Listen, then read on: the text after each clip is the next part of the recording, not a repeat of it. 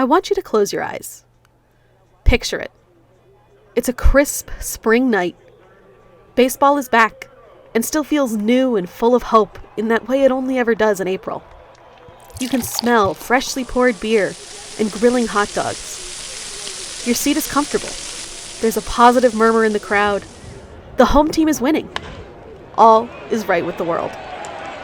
You open your eyes and see a bright blue nautical theme and a ship plastered on the stadium wall. But where is this little piece of heaven? San Diego? Miami? Myrtle Beach, maybe? Even better. You, my friend, are enjoying the bright lights of Columbus, Ohio.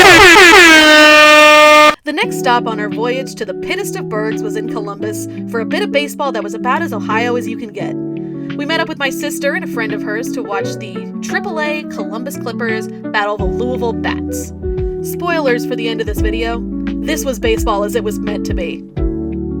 It was a gorgeous spring Wednesday. Not too warm, not too cold, sunny, but not blinding. And we scored the best seats that I have ever seen a baseball game from. They're called loge seats, and they're a few rows behind home plate. Before an annoying amount of Ticketmaster fees, they're also $25 a pop and more than worth it.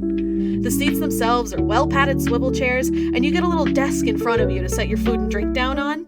They also have access to the club area concessions, and the ushers periodically cleaned up empty beverage cups and food wrappers as the game went on. I almost hate to recommend them because I don't want demand to go up, but if you can spare the expense, this is absolutely a luxury worth springing for. When we arrived at Huntington Stadium, we had some time to walk around and check the place out, and as minor league stadiums go, this is about as close as you can get to a big league park. In another world, this is definitely a city with a major league ball club. We started by stopping at the merch store, which was massive and full of all kinds of alternate looks. One interesting thing we noticed as we perused their merch store was that since Columbus's only Big Four sports team is the Blue Jackets of the NHL, the Clippers have a lot of merch available that's styled to look like hockey jerseys, which we had never seen before. As far as the merch we saw the Clippers in that night, they usually look really sharp in their blue, white, and gray, but on the night that we were there, the look was terrible. It was Military Appreciation Night, so they were wearing this beige and blue camo look on their jerseys. They were not only visible, but also an eyesore. After perusing the merch, we started out on what ended up being a smorgasbord of concessions. We were there for another dollar dog night, and I immediately snuck off to house one of those bad boys while Julia and her sister headed over to the Mooler for drinks. So, real quick, let me explain the Mooler. In Ohio, there's something that all locals refer to as a drive-thru. Now, this is not the drive-thru that you're picturing in your mind right now.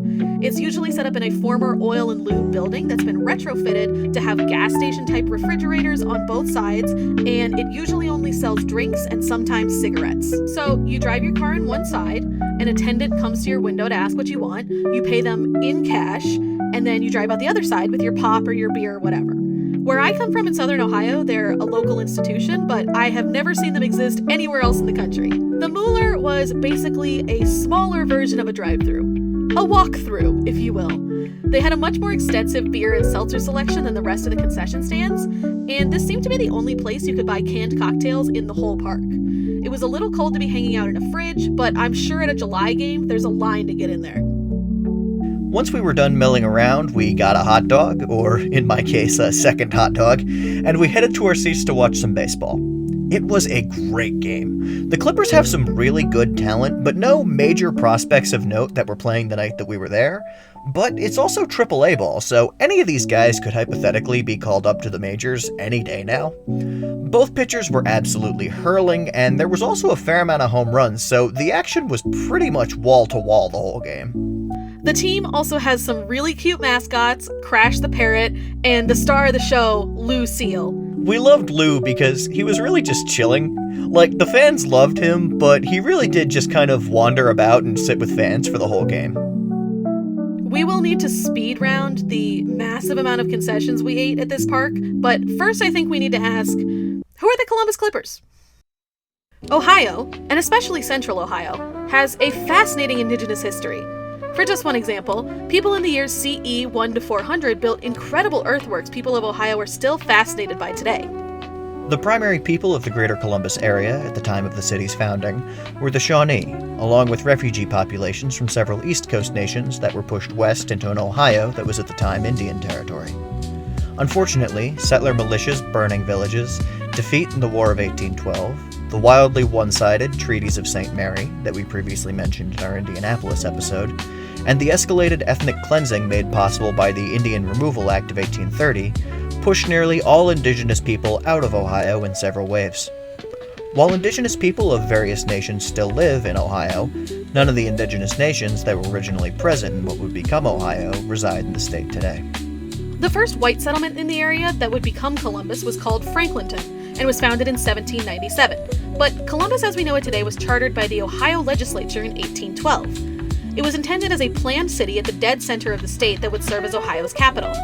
Despite its relatively inorganic beginnings, it has a pretty engaging history and culture, involving being a Union troop staging location in the American Civil War, something of an industrial boomtown in the mid-20th century, and supports a pretty solid food and art scene today. The food in Columbus in particular is a hidden gem of the Midwest. The pizza is hit or miss, but if you like American white guy food, this place rocks. Some favorites of mine are Pierogi Mountain for some killer pierogies and kibasi, Valter's for A1 German brats, and the crown jewel, the Thurman Cafe, for their North Macedonian fries. I cannot stress this enough, this is not sponsored, but get the Macedonian fries, oh my god. We could not get them the next day, and I pouted about it for a good 90 minutes. If possible, in the very moment writing this, recording this, editing this, posting this, and watching this back to boost the view count, I would rather be eating these.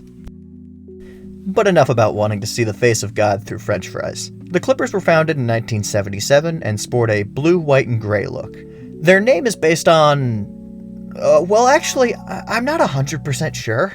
So, it was a finalist picked from a newspaper contest in the mid-1970s, and according to a quote from their 2015 communications director that he gave to sportslogos.net, the committee making the final call, quote, liked the alliteration and the nautical theme for Columbus's team. Clipper ships were slick and extremely fast sail ships. That same article also believes that this has to do with Christopher Columbus, even though he would not have used Clipper ships because they weren't invented yet. We reached out to the team for clarity, and in response, their current director of media relations said he believes the article is accurate, but with an interesting geographic twist. Quote, my best guess would be a combination of recognizing the city's namesake and his tie to sailing, along with a nod to the major rivers that are in Columbus, the Scioto and the Olentangy. On field, the team is the most successful of many attempts to plant a baseball team in central Ohio, preceded by 4 minor league baseball teams and 7 Negro League teams before it. They're a lifelong AAA club and have had 4 major league partners, a brief stint with the Pirates, a very successful tenure with the Yankees, a quick run with the Nats, and their current partnership with the Guardians. The team is one of MILB's most successful, with 11 league titles and 2 class-wide titles, and a series of big names and legends of the game who have worn their jersey. Their original home was the beloved community institution, Cooper Stadium, which by their 1977 inaugural season had already been an active home to Columbus baseball dating back to 1920. Today, it unfortunately sits unused. The team currently plays at Huntington Stadium, which was built in 2009 in the Arena District just north of the city. Huntington is a gorgeous ballpark. It's clean, has solid amenities and facilities, and has a great view of the city. There are even places outside where you could see the game inside for free, though I'm not exactly sure why you would want to unless they were on a real run. This year, the team is about dead center in the standings in their division, and has some ground to make up if they want to grab this half of the season's playoff spot, which will go to the winner of their division at the halfway point of the year. But enough baseball. It's time for... It's time for the hot dog speed round. First off, they had Heinz condiments, so this is God's country. The dollar dogs were mid, but they were totally fine for a dollar dog, 5 out of 10. The all-beef hot dog, it was good, definitely tasted beefy, 6 out of 10. The corn dog, the breading was a little bit thick, and it didn't quite have the crunch you might get at a county fair or a Fred Nats game, but definitely a corn dog and not a bad one, 6 out of 10. The bratwurst, it was good, not overly spiced. The sauerkraut, also good, but too expensive at $1.25. That's too much for kraut. This is an example of a team feeling like they trust their concessions to be good without overdressing them up. 6.5 out of 10. Buffalo chicken wrap, absolute ass, $12 directly into the trash, 1 out of 10. Also, beer, not really a concession stand item in the same way, but good selection, decent prices for a stadium, no complaints on our end. And that's as good a place as any to kick off the final scores, so we'll give hot dogs a 7 out of 10, and since the only other thing we got was that truly, truly ass wrap, I cannot emphasize enough how bad it was, other concessions are a 1 out of 10. Uniforms. In general, really good, but unfortunately those Troupiforms knocked them down a point or two. 8 out of 10. Gimmicks and promotions. They have really cool promo nights here. It was fun to be there on a Dollar Dog Night, but the team actually has a long-running Dime a Dog Night tradition which we had missed just the day before. I know it's practically not a big jump, but I will say that a hot dog for a dime does push just a little bit how much we trust it. On-field gimmicks, just like in Indianapolis, were limited, which is fine for the legitimacy-pushing AAA tier of baseball, but they did have some between-innings fun. For one inning, they actually did the exact same Cape Catch challenge that we saw in Indy the day before. They also had a hot dog race, which is something that I always love. There is nothing closer to my heart than grown adults running around in mascot costumes. The hot dogs are really cute, and I have been singing their Hot Dog Boy theme song for like a month straight at this point, but this race really crossed over into just outright being pro wrestling. Like, you know, a lot of these are fixed, or at least pre-planned in one way or another, but this one was basically a skit. But even some ridiculous pro wrestling skit is still light years better than just doing some animated race on the scoreboard. This is America! Get some sweaty adults out on that field in costumes! Also, they did this branded cap shuffle sponsored by a travel company that used suitcases, but the suitcase with the ball in it had a logo on it, so there was no challenge because you knew which one it was in. It was honestly hilarious. I cannot believe that this got greenlit by anyone. Jacob and I kept comparing it to the gold case bit from 30 Rock. 8 out of 10. Facilities. Bathrooms were good. They were all as clean as you could ask. The water was a little bit cold, but otherwise no notes, and the next state over should take some notes. 10 out of 10. Ticket prices. Not bad at all. Ticketmaster fees can go to absolute hell, but all told, I can't be mad at how well priced that was for AAA in a decently sized city. 9 out of 10. Quality of baseball. Awesome. Pitchers throwing strikeouts, batters hitting dingers, a close game, and a comeback walk-off win for the Clippers. This was a fun baseball game above and beyond even what you'd expect in AAA. 10 out of 10. Stands culture. Vibes were friendly and decidedly less depressed than a lot of places. There was some lobbying and politics talk in the air. It is a state capital, but nothing too notable. We also sat next to some really cool ladies who were glad to be sat next to other fans who were super into it. Die-hard fans like them bring bells to ring at key points in the game, like after a home run or anything like that, and that was a neat bit of local flair. These two divas had some custom comically large bells with them, and they rocked. Speaking of flair, there was also some kind of annoying Ric Flair wooing going on in the audience, but it was at least limited. Also, Lucille, goated. 9.5 out of 10. Labor union ads. Only one for the plumbers local in the area, but it counts and it gets them over the line for 1 bonus point. Proximity to lodging. It's there, but it's definitely pricey since you're right downtown by the arena and several concert venues. Depending on the day you come to town, it could make any praise we gave them for affordability a complete waste, but it's definitely there. 2 out of 5 bonus points. As for the atmosphere, this is genuinely an all-ages environment.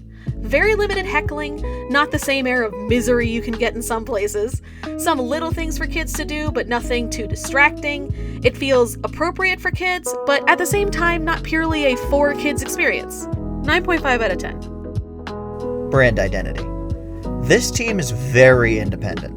The height of Guardians branding that you'll see at the whole stadium is one flag in center field, and this contrasted very well with how the Bats uniforms made them basically look like the Cincinnati Reds to a point where they could have been a generic Reds clone in a video game that didn't own the rights to MLB teams.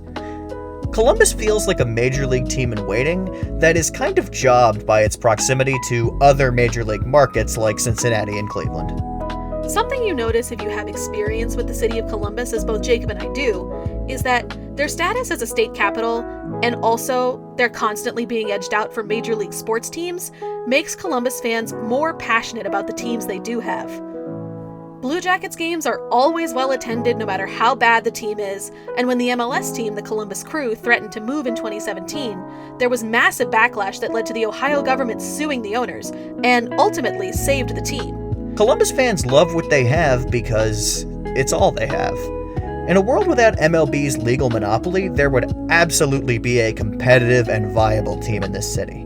The fans' love for this team makes us love this team, and we're giving their brand identity a 10 out of 10. That brings our overall final score to 85 out of 100. If you are in the great city of Columbus, Ohio, between the months of April and September, see the Clippers.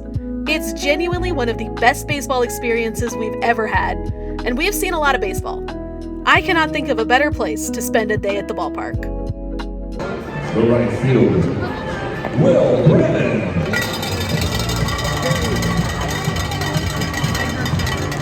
Go, white boy, go!